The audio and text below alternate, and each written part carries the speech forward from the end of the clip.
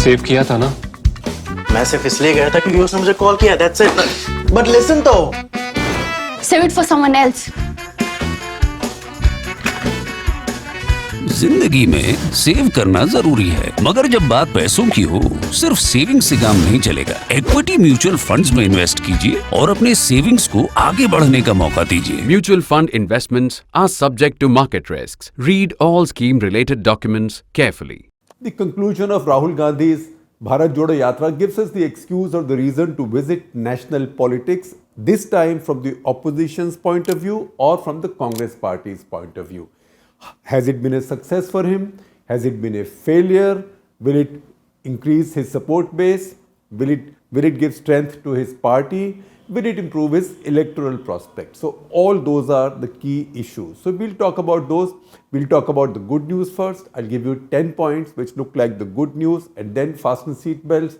I will tell you the bad news as well. So you can call it good news, bad news. You can call it negative, positives, negatives. You can call it opportunities, challenges, etc. But that's what we do in Cut the Clutter. So you saw the grand finale in Srinagar. You saw the snowfall. It was quite a sort of stirring set of visuals. In fact, if you looked at those from a distance, it would make you shiver a little bit because you will start feeling cold. That was the visual effect. So it was quite dramatic, those visuals.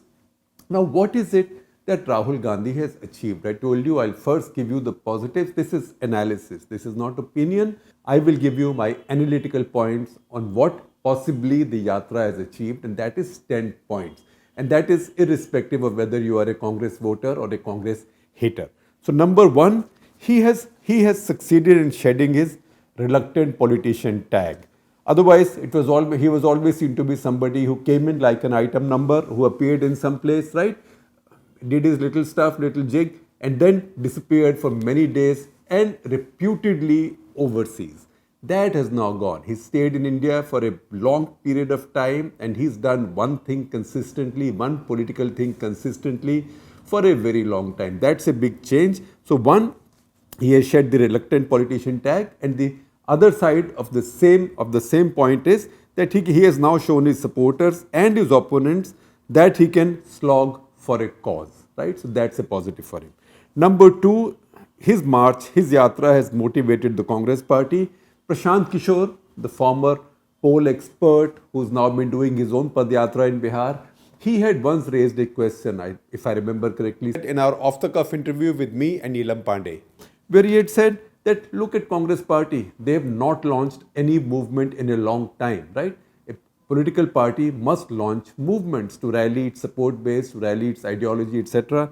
In this case, Rahul Gandhi has done it, precisely that, and in that process, he's motivated his Congress party. Number three, and I consider that most significant. Now, whether it works electorally or not, I will tell you both views in a couple of minutes, but he has laid down ideological terms or ideological framework for the Congress to fight Narendra Modi and BJP. And this ideological framework is more on secular communal basis, also more on left of center economics and right of center economics basis. Number four, anti-Modi tent. What he's done is he's expanded the anti-Modi tent. Some parties have joined him here and there, some haven't. But basically, anti-Modi tent has been expanded, within which he has emerged as the main challenger. Number five, he's brought the family back on center stage. It looked like again and again, repeatedly, the Congress party was now sort of receding. Now Mallikarjun Kharge had become the party chief, and slowly Congress party will be on its own, and the Gandhi family will recede in the background, or maybe being like silent shareholders, letting the CEOs or the management run the company. Nothing of the sort. Gandhi family is now back in the reckoning fully. Number six, by giving these interviews to YouTubers, other young influencers, etc., he has tried to cut into the educated, upwardly mobile young. Now that is a very important point, and I will come to that in just a little bit when we start picking up some evidence and some data from the latest India Today Mood of the Nation poll on what the young in India are thinking. That's where it's very significant from his point of view that he's tried to connect with this upwardly mobile young crowd. And this at a time when jobs are a big problem, and while Narendra Modi stays very popular, jobs seems to be his biggest failure. Once again, is Rahul Gandhi too ideological to reach out to them? That we'll know in the course of time, and that's the reason I said to you just a while back that ideology, setting up the terms of engagement with your opponents. In this case, it's a very powerful opponent like Narendra Modi. To set your terms of engagement with him purely in ideological terms can have risks. Number 7, Kashmir. By going to Kashmir, by unfurling the tricolor at Lal Chowk, he has de-demonized his own party and family's history to the extent possible, because haters will hate, admirers will admire. This is a polarized country right now, as most countries are, in fact, most democracies are. So those who believe that everything that's gone wrong in Kashmir is because of some member of the Nehru-Gandhi dynasty, they will continue to believe so. But for him to go to Lal Chowk, unfurl the national flag, and to stand there, and be careful about how he has posited the Kashmir issue. For example, he's talked about restoring statehood. Nobody can question that. He's talked about also protecting local jobs and local people's land. Now that was a tricky area, and that's where you see in one of the videos when he's asked if he will reverse the laws passed by the BJP, he's turned to Jairam Ramesh and he said, Jairam, what is our view on this, right? Because he wants to be careful, and you can see that he's walking on very thin ice there, because he doesn't want to say that he's going to restore any of these substantive changes, like making Article 370 ineffective, or more or less, for all practical purposes, abrogating it without actually abrogating it literally, right? He's not going against that. So what he's done is, within his party, a few people in his party have said if they come back, they might restore Article 370. So he has completely defanged that. And while it might have disappointed some of his supporters in the ultra-liberal crowd, and also maybe disappointed some of the Kashmiri politicians, the Mufti family and the Abdullah family, who both sort of supported his yatra, but he has made no adverse comment on Article 370 at all. So once again, the indication is, जो हो गया, जो हो गया, अच्छा हुआ. Whatever has happened has happened. Whatever has happened for the good. Somebody has done it. I'll not talk about it. Let it be. I'll live with it. Then in Kashmir itself, he has projected himself as a Kashmiri. So he has said, I've come back as a son of Kashmir. And there's a quote from him where he says, the administration warned me if I walk, some people might throw grenades at me. So I am just going home amidst my family. Those who hate me want my t-shirt to turn to red, but Gandhiji taught us to live without fear. So that is again a very interesting way to formulate your politics in Kashmir without being ultra-liberal or without taking a position that will irritate the nationalist constituency. If anything, this visit and this unfurling of the tricolor at Lal Chowk is an endorsement of the changes that have taken place in Kashmir. Because in the past, when Congress and others so-called secular parties were in power, secular alliances were in power, it was the BJP leaders who, to display their defiance, would say, I'm going to Lal Chowk to unfurl the national flag. Remember the famous Murli Manohar Joshi expedition? In fact, we have a picture of that expedition on the walls of the print newsroom, or like a little museum of Indian political history. And you will see one of those pictures taken by Praveen Jain, our photo editor. That picture has not only Murli Manohar Joshi unfurling the flag, but also has a very young Narendra Modi standing next to him. It was probably among the first public appearances where Narendra Modi became a prominent figure. So I'm sharing that picture from our walls on your screen. So please watch that picture. Now, the Congress leader has gone and done it. He has not done it in defiance of the government of the day, to say that you can't do it, I'm going to do it. He's now saying that I'm doing it. Of course, my message is different, of peace and brotherhood, etc., but he's doing the same thing. So to me, if I look at the Kashmir issue, within our internal politics, Kashmir issue is settled with this. Now, Kashmir issue between India and Pakistan may not be settled for my generation and 3 more generations after that. I don't know. But as far as our internal politics is concerned, Kashmir issue is now settled. So nobody is going to reverse any of the changes made in Kashmir. Nobody is going to make a political issue of it. Number 8, he has brought back focus on his family's sacrifices, right? Once again, this talk of my opponents, my haters want my t-shirt, my white t-shirt to turn red, etc. He has brought back the memories of the sacrifices of his own family, of his own earlier generations. So that is a move forward in his politics. Number 9, he has said those who perpetuate violence like Modi, Amit Shah, Doval, right?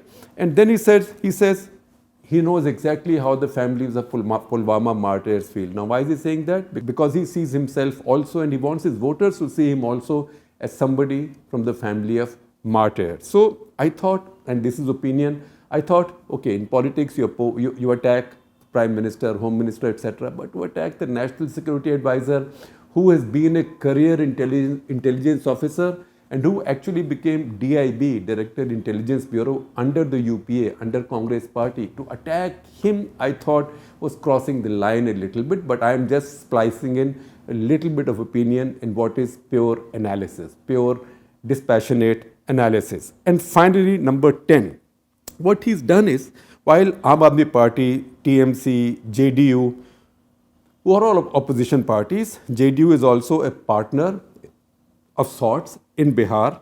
They did not join in the march, but the fact is that you can see why they did not, because each one of these is led by a prime ministership contender or a contender for the position of being the preeminent challenger to Narendra Modi. So you can see why they didn't want to join in. But the fact is that with this Bharat Jodo Yatra, Rahul Gandhi has set himself apart from all these other pretenders to being challengers to Narendra Modi. He's put himself in a different category and above them. So that is the 10th big gain for him from Bharat Jodo Yatra. Now let me give you the bad news. The bad news or the threats. So if you are the corporate type or you like sort of corporate jargon, I can say see it as SWOT analysis. Although I don't like that expression very much. I also don't like corporate acronyms, etc. too much. I find them boring and overused. Nevertheless, if you find it easier to understand this like that, then say what we've discussed so far is strength and opportunities. And I will add to that one more thing. Remember when we were talking about his reaching out to the young, reaching out to the upwardly mobile, aspirational Indian young. I told you there is something in the data that tells us why this is significant. And that something is, and this is according to the latest India Today Mood of the Nation poll, the very important 18 to 34 age group, 58%. 58%. It's a lot in an opinion poll in India. 58% think that job situation is very seriously bad in India. And 58% of the Indians in the 18 to 34 age group, all of whom will vote in the next election, right? And many others in their wake will vote or be inspired by them. 58% of them think that the job situation is very bad for all age groups in India, not just for themselves. And that is something that Narendra Modi has to worry about. And that is something that might be an opportunity for Rahul Gandhi if he can reach out and connect with this demographic and make impact and maybe persuade them into believing that he will improve the job situation. The second thing is, again, if you look at the India Today Mood of the Nation poll, 18 to 24-year demographic, 41% people think that Congress is doing well wherever it is. 41%, that's very high, given that overall ratings of the Congress are very poor. But in this demographic, 18 to 24, 41% think Congress is doing well, which again is something that Narendra Modi needs to think about and which again opens some opportunities for Rahul Gandhi. Having said that, there are many problems also. And the biggest problem is that if you look at again this Mood of the Nation poll, it's amazing. It's amazing and it's incredible how stable India's basic politics has been. How stable, or let me say, how ossified has India's politics been. I don't remember India's politics having been like that in the past, say, 30 years, because every 6 months, 3 months, something or the other changes. In this case, everything remains about the same. So if you see the overall numbers, even now the overall numbers, NDA, although NDA is much smaller than before, even now NDA will get 298 seats, right? Even now BJP will get 284 seats. In fact, if you look at the trend line of India Today Mood of the Nation polls, going back to the 2019 election, 2019 BJP got 303 seats.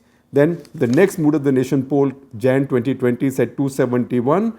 Then 271, 283, 291, 269, 271, 283, back to 284. Which means for 3.5 years now, for 3.5 years, BJP's number has remained about the same, a comfortable majority. Now that means that everything the opposition has done, including this Yatra now, has not been able to make any dent there. There's a little difference in the Congress.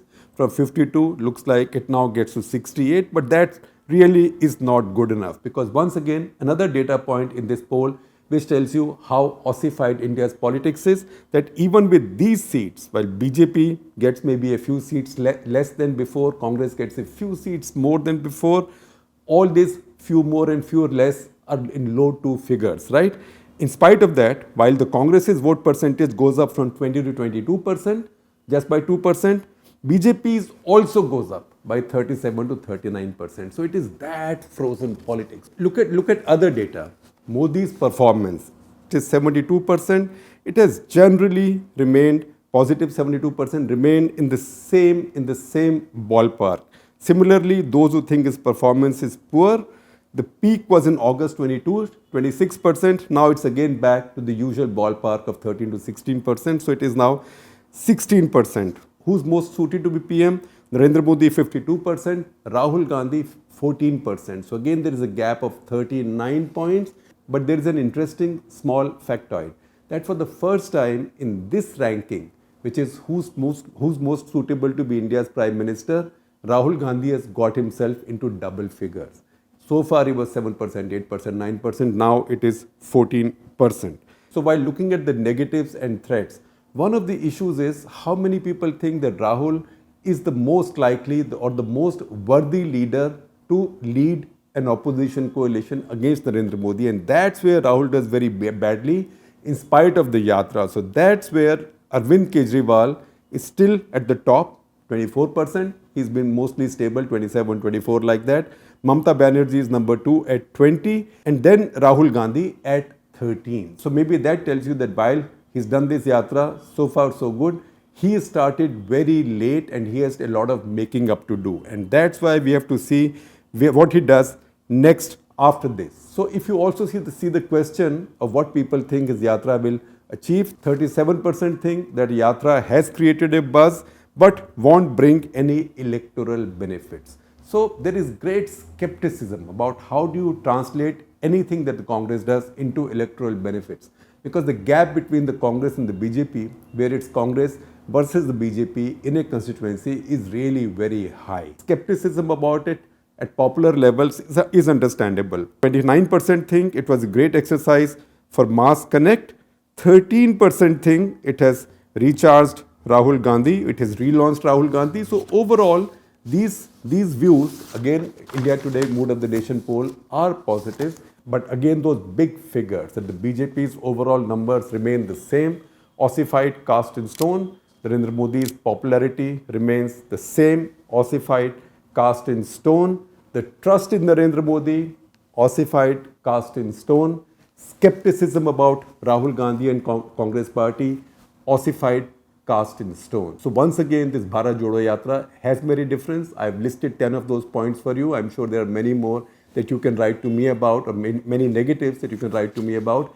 At the same time, I've also tried to explain to you the formidable nature of the challenge there, and also how challenging it seems to be to even dent Narendra Modi and his politics even a little bit at the national level. That's why, in conclusion, if you are looking at the picture in terms of Congress party, Rahul Gandhi and their prospects in 2024, I would say now this Yatra is over. The next stop is Karnataka elections. In fact, even the India Today Mood of the Nation polls shows that Karnataka is a state where if elections were held today, BJP will lose a bunch of Lok Sabha seats. They had a clean sweep the last time, right? So in that state, if the Congress party is able to do well, which means winning in the state, because today the odds seem to be in their favor, then they will get more tailwind behind them. And that's why you expect the BJP to really fight like hell in Karnataka to retain the state?